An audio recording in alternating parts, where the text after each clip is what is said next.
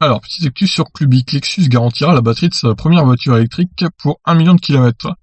Pour sa première voiture 100% électrique, l'UX300e, Lexus fait le choix du refroidissement par air de son pack batterie afin de maintenir la température à niveau optimal. Pour prouver qu'elle a fait le bon choix, la marque va garantir la batterie à 10 ans et 1 million de kilomètres. Alors ça c'est fort, hein, parce que là 10 ans et 1 million de kilomètres c'est énorme. Bon à mon avis c'est les 10 ans hein, qui évidemment seront arrivés avant, parce que pour faire 100 000 kilomètres par an déjà faut y aller, mais bon 10 ans de garantie c'est déjà pas mal.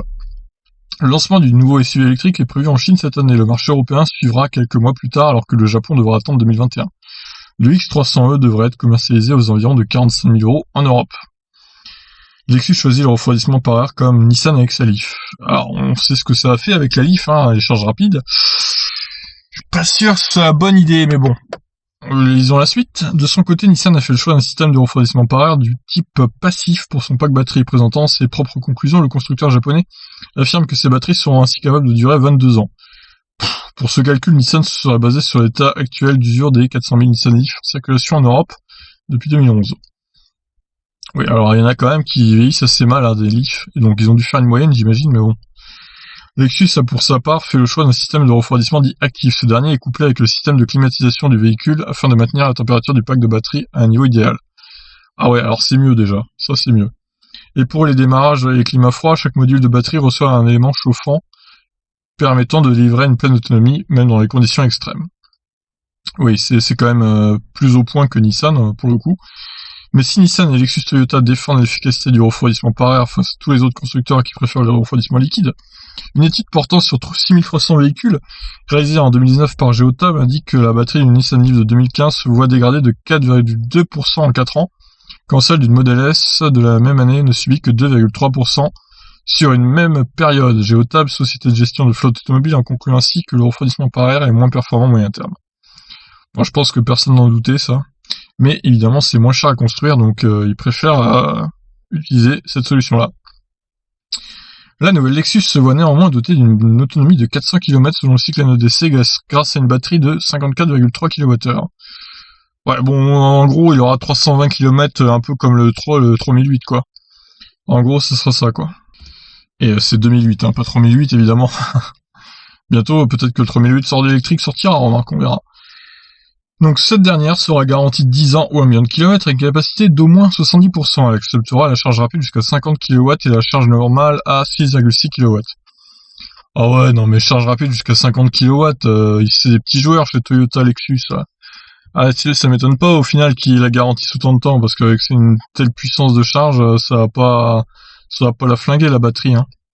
Le véhicule accueillera par ailleurs un écran de 10,3 pouces au centre de la planche de bord pour permettre au conducteur de piloter les différentes fonctions.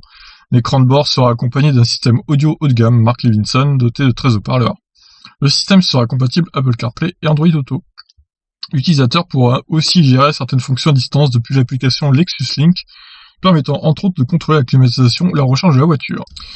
Enfin, le X300e sera également équipé du régulateur de vitesse adaptatif et du système Lexus Safety System Plus, incluant plusieurs équipements de sécurité, tels que le système anti-collision à détection de piétons, ou encore l'aide au maintien dans un fil de circulation. Voilà, bon bah écoutez, en tout cas, on peut pas leur enlever qu'ils vont garantir la batterie très longtemps, et c'est le constructeur qui va garantir le plus longtemps sa batterie. D'habitude, c'est 8 ans, 160 000 ou 200 000 km. Là, ça sera 10 ans et 1 million de kilomètres. Alors, le million, il sera sûrement pas atteint en 10 ans, mais 10 ans, en tout cas, c'est quand même 2 ans de plus que la moyenne habituelle, donc c'est bon à prendre, c'est toujours bon à prendre. Hein. Par contre, je me demande, ça fait que, du coup, il y aura 2 ans en plus de révision obligatoire, j'imagine. Donc, bon, il y a ça aussi à prendre en compte. À voir, hein, le prix des révisions chez Lexus, j'ai jamais eu de Lexus, donc je ne sais pas quel sera le prix des révisions. Si ça sera tous les 15 ou les 30 000. En tout cas, chez Hyundai Kia, c'est tous les 15 000, et c'est environ 80 € chaque révision. Il y en a qui sont à plus de 100 € aussi. Ça dépend. Voilà, bah écoutez, en tout cas, on peut pas leur enlever que c'est une bonne idée d'avoir garanti leur batterie. En tout cas, assez longtemps. Maintenant, à voir l'autonomie réelle de cette voiture. Parce que m'a l'air un peu ric-rac, hein. On va être à peine à l'autonomie d'une i2008. Ce qui est quand même, pour une voiture qui va sortir fin 2020, début 2021, c'est quand même un peu moyen. Sans parler de la recharge, la vitesse de recharge qui est quand même très basse, quoi. C'est nul, 50 kW, sachant que chez Peugeot, on a une batterie similaire, on charge à 100 kW en pic. Là, ça sera 50. Je trouve ça un peu nul de leur part.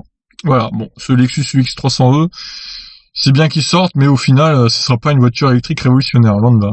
Je vous laisse réagir en tout cas. Ciao.